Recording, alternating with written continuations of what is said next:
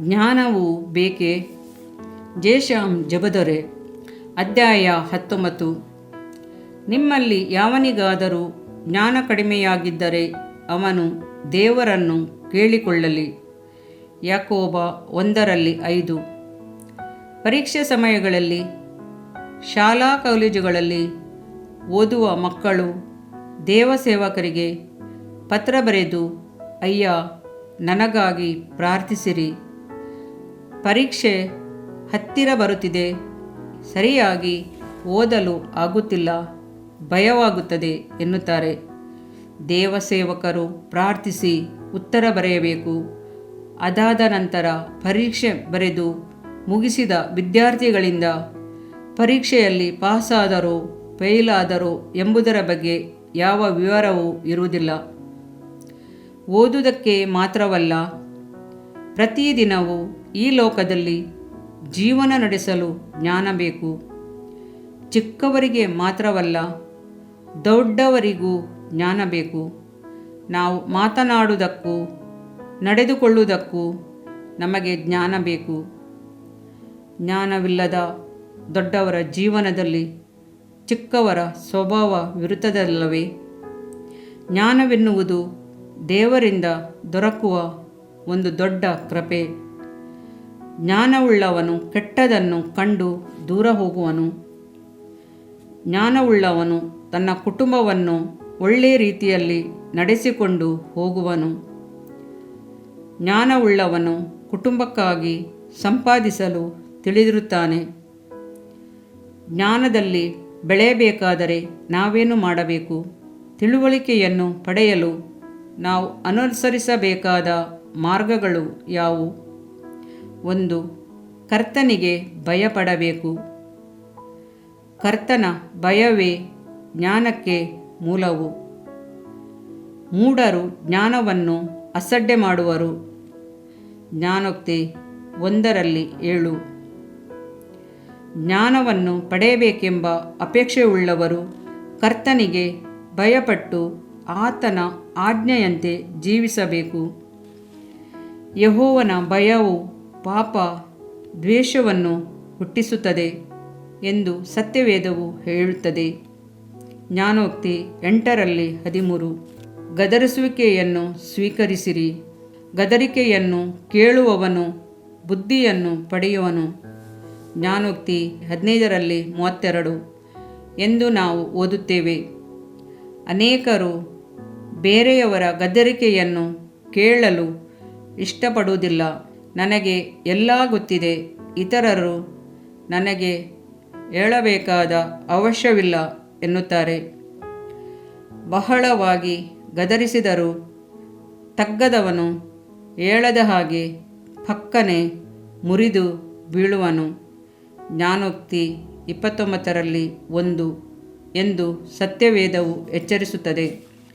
ದೇವಮಗುವೆ, ದೇವಸೇವಕರು ಗದರಿಸುವುದನ್ನು, ಸತ್ಯವೇದ ವಾಕ್ಯಗಳು ಎಚ್ಚರಿಸುವುದನ್ನು, ಹಿರಿಯರು ಆಲೋಚನೆ ಹೇಳುವುದನ್ನು ಕೇಳಿರಿ, ಗಮನಿಸಿರಿ, ಅದರಂತೆ ನಡೆಯಿರಿ, ಆಗ ನೀವು ಜ್ಞಾನಿಯಾಗುವಿರಿ. 3. ದೇವರ ಬಳಿಯಲ್ಲಿ ಕೇಳಿರಿ. ನಿಮ್ಮಲ್ಲಿ ಯಾವನಿಗಾದರೂ ಜ್ಞಾನ ಕಡಿಮೆಯಾಗಿದ್ದರೆ ಅವನು ದೇವರನ್ನು ಕೇಳಿಕೊಳ್ಳಲಿ, ಅದು ಅವನಿಗೆ ದೊರಕುವುದು ಎಂದು ಯಾಕೋಬ 1:5 ನಾವು ಓದುತ್ತೇವೆ. ಸೊಲೊಮೋನನನ್ನು ನೋಡಿರಿ. ಅವನು ಕರ್ತನ ಬಳಿಯಲ್ಲಿ ತನಗೆ ಜ್ಞಾನ ಬೇಕೆಂದು ಕೇಳಿಕೊಂಡನು.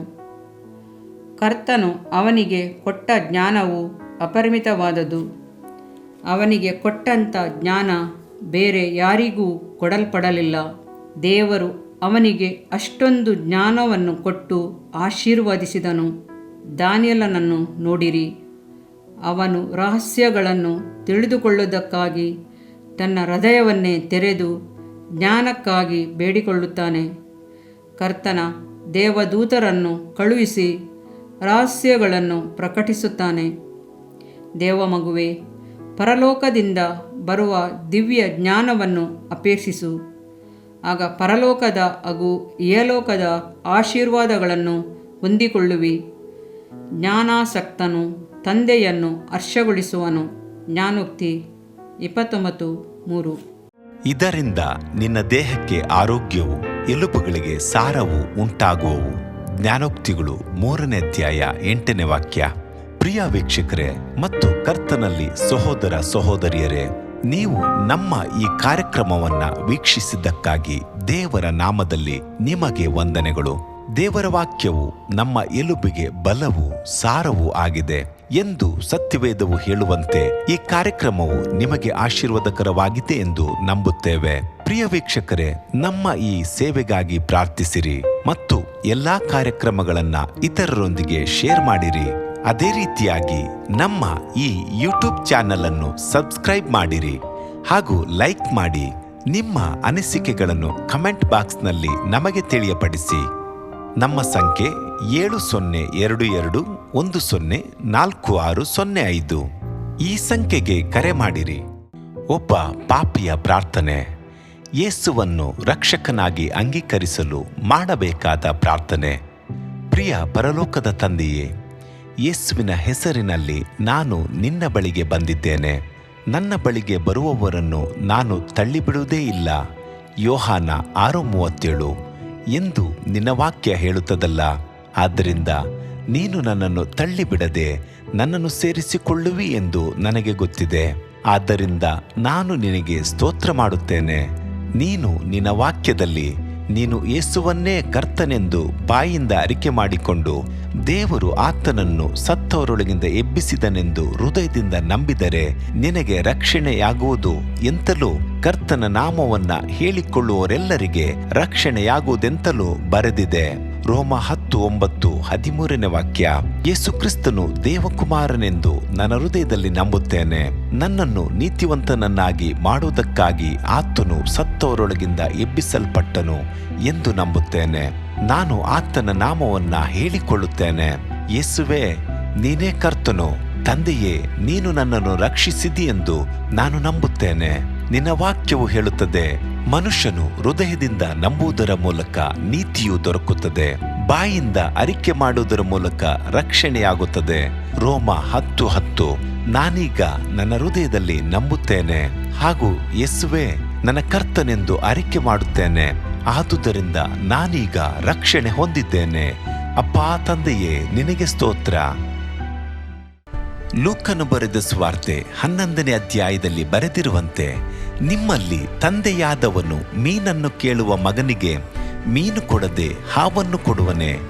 ಅಥವಾ ತತ್ತಿಯನ್ನು ಕೇಳಿದರೆ ಚೇಳನ್ನು ಕೊಡುವನೆ? ಹಾಗಾದರೆ ಕೆಟ್ಟವರಾದ ನೀವು ನಿಮ್ಮ ಮಕ್ಕಳಿಗೆ ಒಳ್ಳೆ ಪದಾರ್ಥಗಳನ್ನ ಕೊಡಬಲ್ಲವರಾದರೆ ಪರಲೋಕದಲ್ಲಿರುವ ನಿಮ್ಮ ತಂದೆಯು ತನ್ನನ್ನು ಬೇಡಿಕೊಳ್ಳುವವರಿಗೆ ಎಷ್ಟೋ ಹೆಚ್ಚಾಗಿ ಪವಿತ್ರಾತ್ಮ ವರವನ್ನ ಕೊಡುವವನಲ್ಲವೇ ಅಂದನು. ತಂದೆಯೇ, ನೀನು ಕೇಳಿಕೊಳ್ಳುವವರಿಗೆ ಪವಿತ್ರಾತ್ಮನ ವರವನ್ನು ಹೇರಳವಾಗಿ ಕೊಡುವಾತನಾಗಿದ್ದಿ. ಆದ್ದರಿಂದ ನನ್ನ ಮೇಲೆಯೂ ನಿನ್ನ ಆತ್ಮನನ್ನು ಸುರಿಸಬೇಕಾಗಿ ಬೇಡಿಕೊಳ್ಳುತ್ತೇನೆ. ಕೀರ್ತನೆ 81:10 ಬರೆದಿದೆ, ಅಗಲವಾಗಿ ಬಾಯಿದೆರೆಯಿರಿ, ಅದನ್ನು ತುಂಬಿಸುವೆನು. ಕರ್ತನೇ, ನನ್ನನ್ನು ಪವಿತ್ರಾತ್ಮನಿಂದ ತುಂಬಿದಂತ ನೀನು ನನ್ನನ್ನು ಅನ್ಯ ಭಾಷೆಯ ವರದಿಂದಲೂ ತುಂಬುವವನಾಗಿದ್ದಿ ಎಂದು ನಂಬುತ್ತೇನೆ. ಅದರಂತೆ ನಾನು ನನ್ನ ಬಾಯಿಯನ್ನು ತೆರೆದು ನಿನ್ನ ಸ್ತೋತ್ರ ಮಾಡುವಾಗ ಅನ್ಯ ಭಾಷೆಯ ಅಭಿಷೇಕದಿಂದ ನನ್ನನ್ನು ತುಂಬುವವನಾಗಿದ್ದಿ ಎಂದು ನಂಬುತ್ತೇನೆ. ಈಗ ನೀವು ನಿಮ್ಮ ಬಾಯಿಯನ್ನು ತೆರೆದು ಮಾತನಾಡುವಾಗ ಪವಿತ್ರಾತ್ಮನು ನಿಮ್ಮ ಬಾಯಿಯನ್ನು ತನ್ನ ಭಾಷೆಯಿಂದ ತುಂಬುವವನಾಗಿದ್ದಾನೆ. ಇದು ದೇವರ ಭಾಷೆಯಾಗಿದೆ. ಈ ಅಭಿಷೇಕವನ್ನ ಹೊಂದಿಕೊಳ್ಳಲು ನೀವು ನಿಮ್ಮ ಸ್ವರವನ್ನ ಉಪಯೋಗಿಸಬೇಕು. ಅದರಿಂದ ನೀವು ನಿಮ್ಮ ಬಾಯನ್ನು ತೆರೆದು ದೇವರಿಗೆ ಸ್ತೋತ್ರ ಮಾಡುವಾಗ ದೇವರು ನಿಮ್ಮನ್ನು ಅನ್ಯ ಭಾಷೆಯ ವರದಿಂದ ತುಂಬುವವನಾಗಿದ್ದಾನೆ.